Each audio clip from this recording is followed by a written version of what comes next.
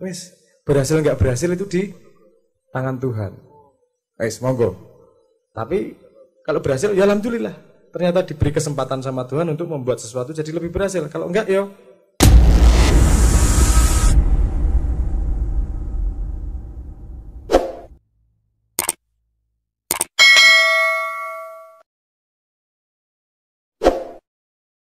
tadi karena ada konsep di mana merawat itu adalah sisi di mana kita menjaga, lalu merawat itu lebih baik menjaga daripada sebelum nanti kita mengobati, kan gitu. Jadi ada konteks yang namanya sakit.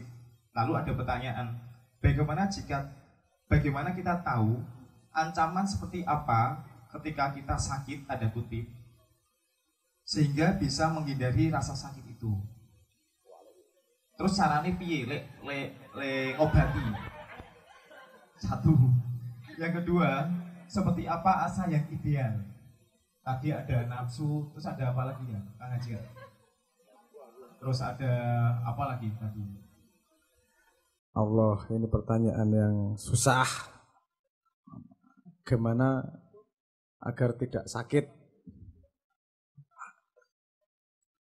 Kenapa sakit selalu diasosiasikan dengan hal yang buruk? Padahal kita juga punya konsep yang namanya ngeruat. Ngeruat itu menghancurkan untuk menjadi lebih baik.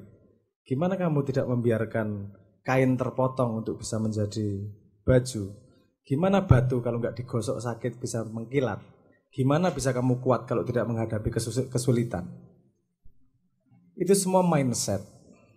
Mindsetnya gimana sih? Kesulitan itu untuk menghukummu atau untuk menguatkanmu?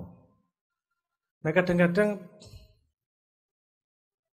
di sini sang Gen Z akeh rae. Akeh Gen Z.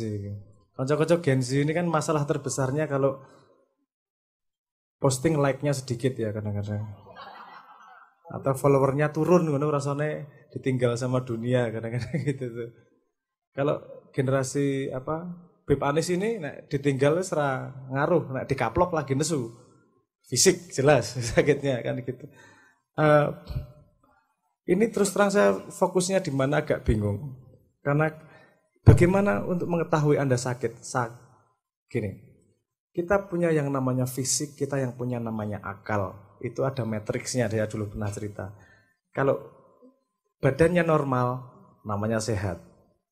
Badannya minus sedikit, namanya sakit. Badannya plus sedikit, namanya nikmat, bahagia. Enak banget, namanya ekstasi. Atau bukan obat, ekstasi itu asal katanya ekstase. Jadi kenikmatan bliss, gitu, kenikmatan yang tinggi, yang Dik mau jadi pacarku, boleh, wah ekstase langsung, wis lali hikmah, lali ilmu, wis ekstase wis. Kalau ditolak, justru ya nggak apa-apa, kita cari hikmahnya. Lu sebenarnya putus asa itu membawa kita pada hikmah. Jadi kadang-kadang yang menentukan makna dalam hidup itu kita, jangan lupa, bukan keadaan yang menentukan makna. Paham maksud saya ya? Jadi keadaan itu bisa sepositif mungkin atau senegatif mungkin, artinya bebas terserah kita. Ada yang kalau orang Jawa misalnya kakinya patah, bisa bersyukur dia, alhamdulillah sikile tok sing cogel dudu gulune. Gulune tugel alhamdulillah, gulune tugel dudu nyawane. Nyawane ya ora iso sambat ya. Nyawane sing tugel. Tapi intinya bahwa kejadian apa yang terjadi dan makna itu sesuatu yang terpisah. Paham maksud saya ya? Kita bisa memaknai apapun sebagai positif, memaknai apapun sebagai negatif. Itu terserah-serah kita secara sudut pandang kita. Sesuatu yang tidak enak bisa menguatkan, sesuatu yang enak bisa membuai kita. Disayang orang tua itu bagus atau buruk? Bagus. Apakah 100% disayang bagus? Kadang-kadang kamu butuh dikaplok loh. Betul nggak? Kamu nyolong, misalnya gini, ada anak kecil kepalanya kejeduk tembok. Wah, yang dipukulin temboknya, nakal temboknya, nakal. Aku guyu nek delok wong tuwa ngono iki. Iki ngajari nyalahke wong iki uripe iki. Padahal tembok nggak gerak apa-apa. Kadang-kadang yang perlu disalahkan anaknya, hati-hati le. Ndasmu ki ratos. kalah ro tembok. Karena kadang penting belajar itu, betul nggak? Kalau anak kecil nyolong tidak dimarahin, itu bisa membahayakan hidupnya. Karena kalau kecil nyolong, ketahuan dikeplak. Kalau gede nyolong, ketahuan di penjara. Mending keplak apa di penjara? Anda tidak mau dikeplak, resikonya di penjara. Jadi apakah tidak enakan itu selalu buruk? Belum tentu. Kadang-kadang itu mengajarkan kita untuk tidak mengulangi kesalahan pada skala yang lebih besar. Nah tadi itu bertanya, ada salah satu pertanyaan, gimana kok Mbah Nun dan tetap semangat terus ya. Saya tidak bisa mewakili jawaban Mbah Nun ya. Mungkin saya hanya bisa mewakili jawaban sebagai anak Mbah Nun yang mungkin sedikit-sedikit belajar dari Mbah Nun. Melakukan sesuatu itu bukan urusan pengen memperbaiki sesuatu, kalau paling dasarnya itu bukan terus harapan harus terjadi, harapan harus bagus, harapan kemana. Paling dasar basicnya itu karena ngisi waktu, Mas. Slow. Hidup itu yang pasti apa? Mati itu. Kamu mau sukses kayak apa endingnya? Mati. Mau bojone piro wae endingnya? Mati. Soluh cepet malah. Mau utangnya akeh dan seterusnya endingnya mati. Oke. Jadi kalau mau dirangkum, salah satu sudut pandang mengatakan bahwa hidup itu adalah ngisi kegiatan ngantri nunggu mati. Oke.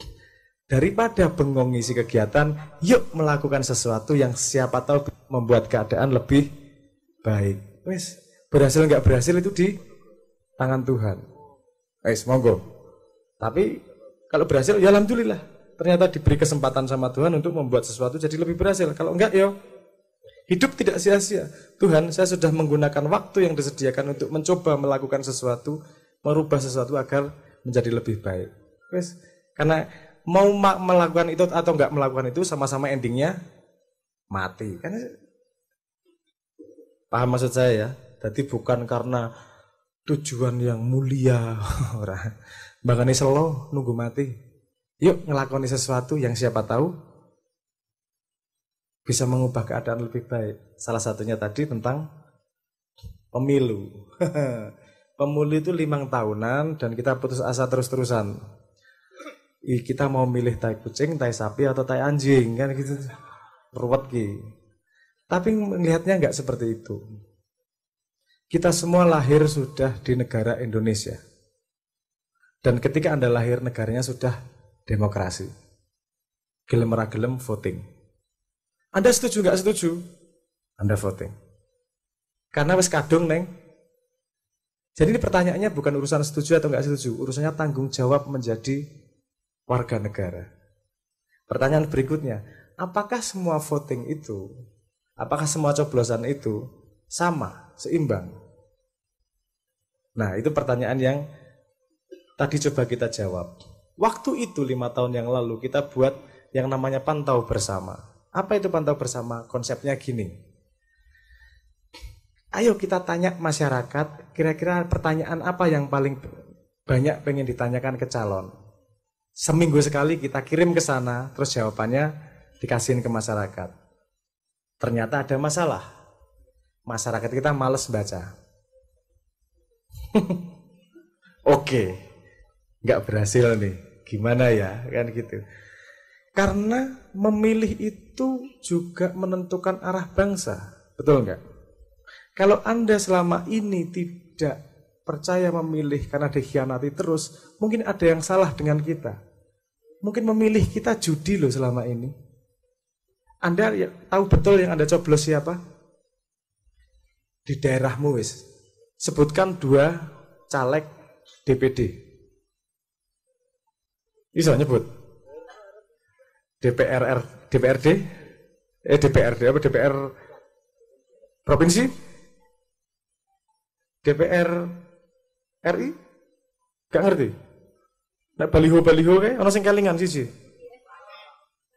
Apa lah biasanya itu cari kata-kata yang menggigit tuh.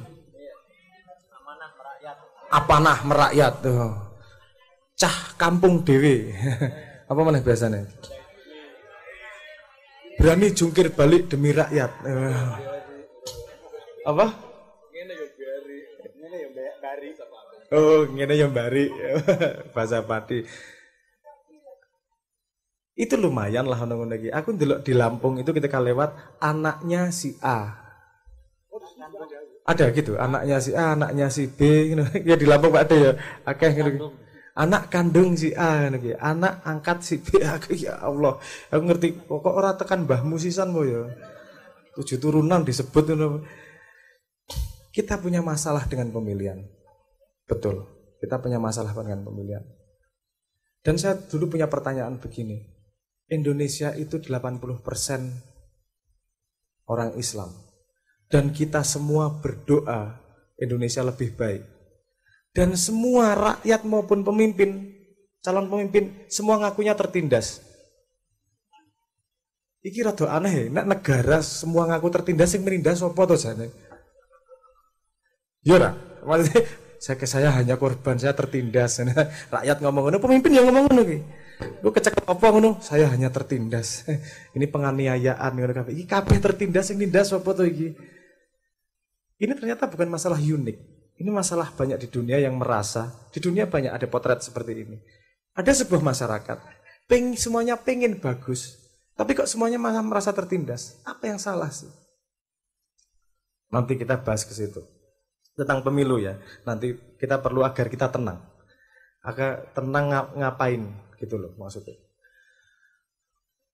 Tadi itu 80% penduduk Indonesia pengen bangsanya tambah baik. Tapi kok pemimpin pengkhianat gak dilaknat-laknat ya sama Tuhan ya? Apa yang terjadi ya? Apa yang salah ya? Jangan-jangan kita yang laknat nih. Ini pertanyaan yang boleh gak ditanyain? Ada kemungkinan kita bangsat? Ada ya? Oke, aku seneng iki. Apa kita punya ada pintu bahwa ternyata yang salah ada kemungkinan kita juga. Oke, saya melihat saya kalau kemungkinan salahnya kenapa ya? Terus saya ingat pelajarannya Mbah Nun. Waktu itu kayaknya sama-sama belajar dari Serat Centini, apa Tambang Raras. Bahwa hubungan manusia, hubungan itu bisa dilihat dipotret dengan pola feminin ketemu feminin, feminin ketemu maskulin, maskulin dan feminin dan seterusnya ya. Sekarang kita lihat pada hubungan personal, laki-laki dan perempuan, maskulin dan feminin. Yang milih yang perempuan atau yang laki-laki? Yang milih perempuan, yang menawarkan diri laki-laki. Di sini ada yang menawarkan diri dan tidak diterima. Wah, kejomblo kesuwen ora bakat kowe dadi apa sih caleg berarti. Oh, nawarke diri karo cah wedok siji wae ora ditampa. Kemungkinannya tidak diterima apa? Karena yang memilih punya kriteria. Betul nggak? Saya tanya di sini pada wanita-wanita, perempuan-perempuan di sini, kalau milih laki-laki ada kriteria enggak? Ada ya? Werawaton teko ya. Dek saya cinta, oke lah. Serangan fajarnya berapa, Dek? Mas, enggak kayak gitu kan? Mahar. Tapi ada kriterianya ya? Kasih contoh kriterianya apa? Hah?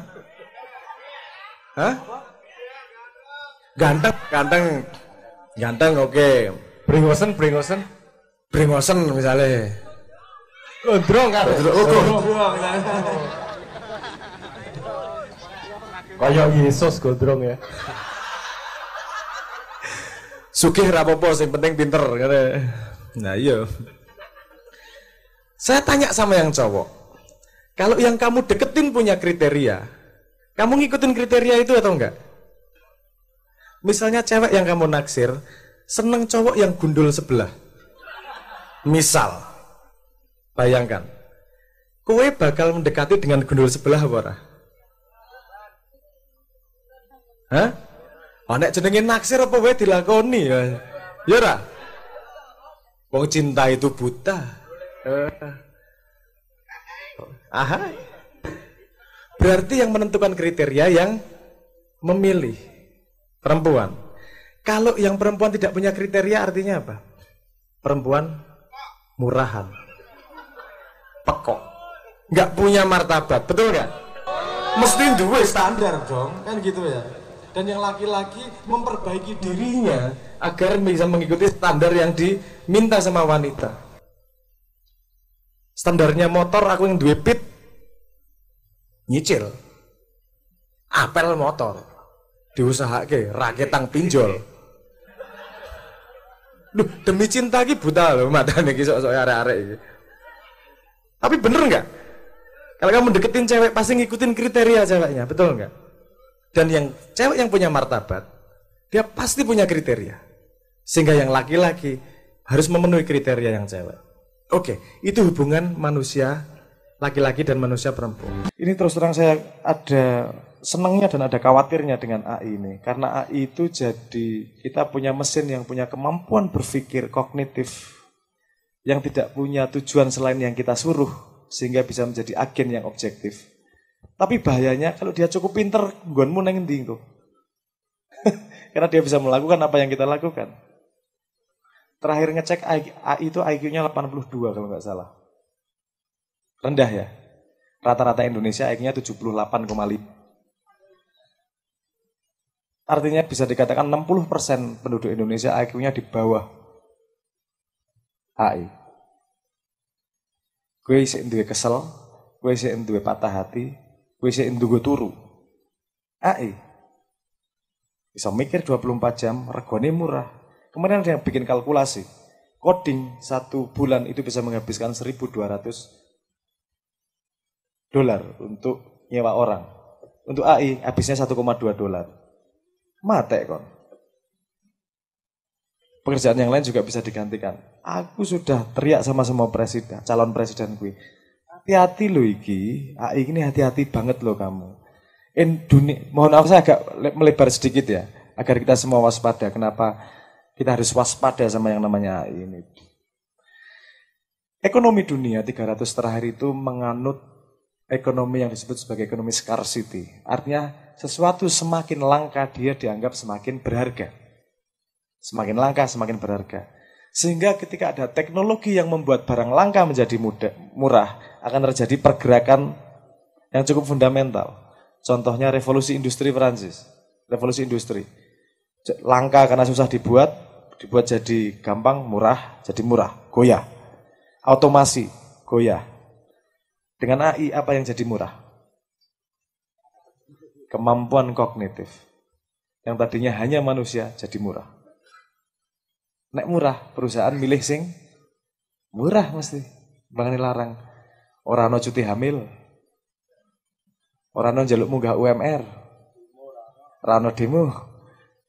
Sementara kita masuki bonus demografi. Bisa jadi ancaman demografi. Kenapa? Bonus demografi butuh lapangan pekerjaan banyak. Sementara lapangan pekerjaan bisa tertutup oleh AI. AI tidak akan menggantikan manusia. AI akan menggantikan manusia. AI tidak akan menggantikan manusia. Tapi manusia akan digantikan oleh manusia yang tahu AI. Paham ya maksudku ya? Nek AI gantinya menungso orang mungkin. Tapi AI sing ngancani menungso. 1 orang efektivitasnya bisa jadi kayak 10 orang. Daripada gaji 10, aku gaji wong siji karo AI, gaji 2, beres. Kalau yayasan nggak mungkin kayak gitu. Nek perusahaan urusannya badi. Hati-hati. Itu ancaman. Walaupun di sisi lain juga jadi ada positif banget. Contohnya sederhana ngene lah. Anda pernah di sebuah kumpulan yang punya ADART. Oh, rasa kumpulan lah. Cah-cah maiyah loro kerjasama apa jenenge botohan dit. Tunggu pirang bulan ribute. Di tengah jalan nanti pasti ada keributan. Ketika rano duit, kompak, kerimbol, kiring gerombol. Tapi ketika rano duit, rebutan. Walaupun ada peraturan ADART, mesti rebutan karena cah ini pinter berargumentasi, rebutan interpretasi terhadap ADART. Salah satu guna AI adalah bagaimana dia bisa mencatat semua kejadian dan dia bisa memutuskan berdasarkan ADART yang disetujui oleh kedua orang.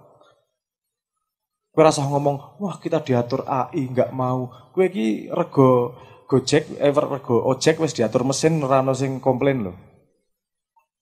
Perdebatan antara ojek sama penumpang sudah tidak ada karena ditentukan oleh pihak ketiga, mesin. Ini akan meningkat lagi ke depannya. Dan ada positifnya, walaupun ada ancamannya. Ini butuh presiden sing rada pinter ini. Untuk kita bisa melewati jembatan yang agak tidak mudah ke depannya. Sorry kesuwen, ngasih ditepuk tangan nih. Oke, mohon maaf. Tadi itu tentang pengawasan bisa kita lanjutkan. Bahkan kita bisa membantu kedua belah pihak. Ingat, pemimpin ataupun legislatif bukan musuh kita. Bukan musuh kita. Yang musuh kita adalah orang yang tidak bisa dipercaya. Bukan pemimpinnya, bukan legislatifnya. Tapi legislatif yang tidak bisa dipercaya. Pemimpin yang tidak bisa dipercaya. Bukan pemimpinnya ataupun bukan legislatifnya. Bahkan kalau bisa kita membantu mereka agar bisa lebih efektif dan lebih bisa dipercaya. Ngono ya. Mak Yah tidak punya musuh siapa-siapa kecuali kebodohan. Musuh Mak Yah tidak pernah manusia. Musuh Mak Yah adalah kualitas yang buruk. Kebodohan, pengkhianatan, ketidakmampuan memegang janji. Itu musuhnya, bukan orangnya. Simbah atau enggak pernah ngatain orang, walaupun yang disebut namanya, tapi yang dikatain sebenarnya adalah tanggung jawab.